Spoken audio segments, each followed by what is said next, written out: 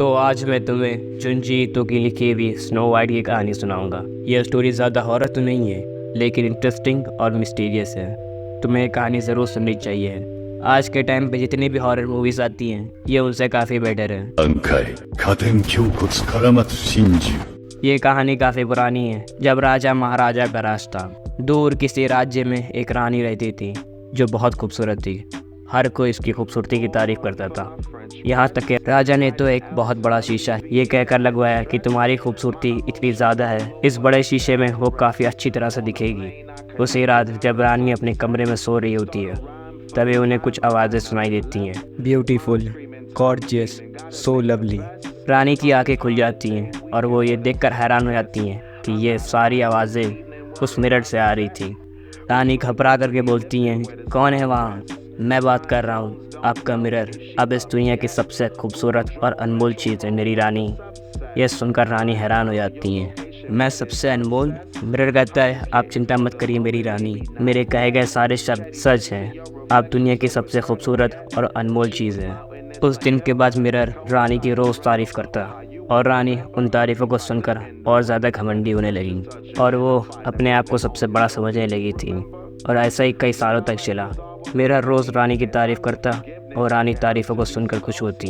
फिर कुछ सालों के बाद मिरर कहता है, यूरेनस, आप बहुत खूबसूरत हैं, आप दुनिया की दूसरी खूबसूरत चीज़ है।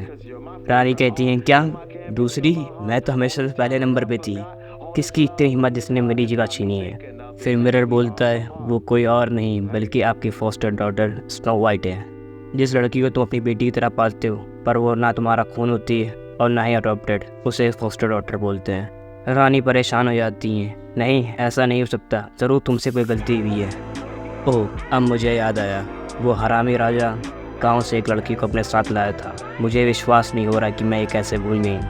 रानी फ़ौरन पूरे महल में उसे ढूंढने लगती हैं।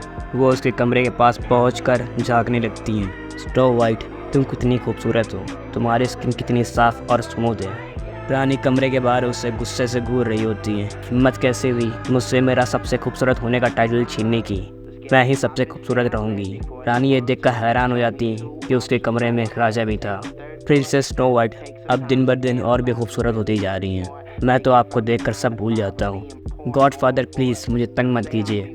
राजा कहता है, तो आज रात कैसा रहेगा मेरी जान? स्नो वाइट कहती है, जी बिल्कुल। रानी अचानक से कमरे के अंदर घुस आती हैं। तुम दोनों की तो?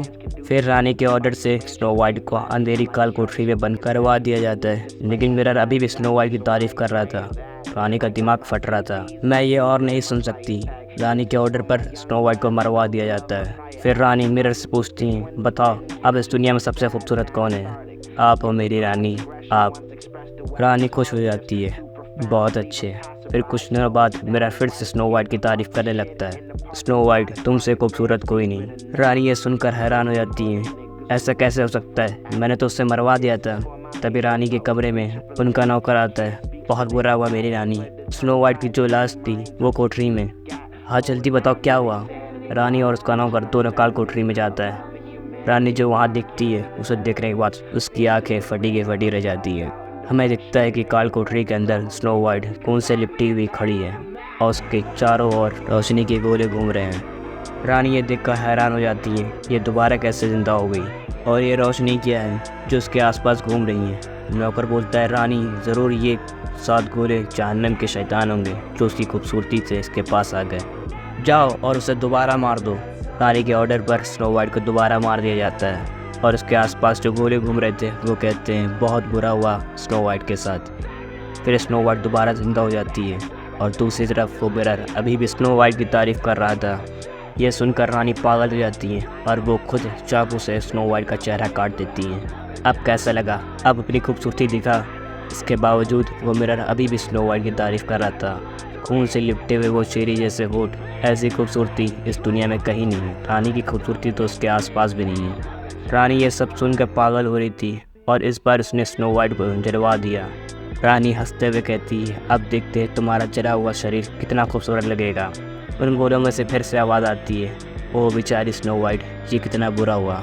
और एकदम से वो 7 के 7 गोले रानी पर हमला कर देते हैं और रानी के पूरे शरीर में आग लग जाती है और उसे ज़िंदा जला देती है। आग बुझने के बाद रानी के कुछ कंकाल और राख बची होती है और दूसरी तरफ स्नो वाइट की सुंदरता अभी भी बरकरार होती है। वो जलने के बाद भी सुंदर कोयले के स्टैचू में बदल गई थी और यहीं पर हमारी कहानी ख़त्म होती है।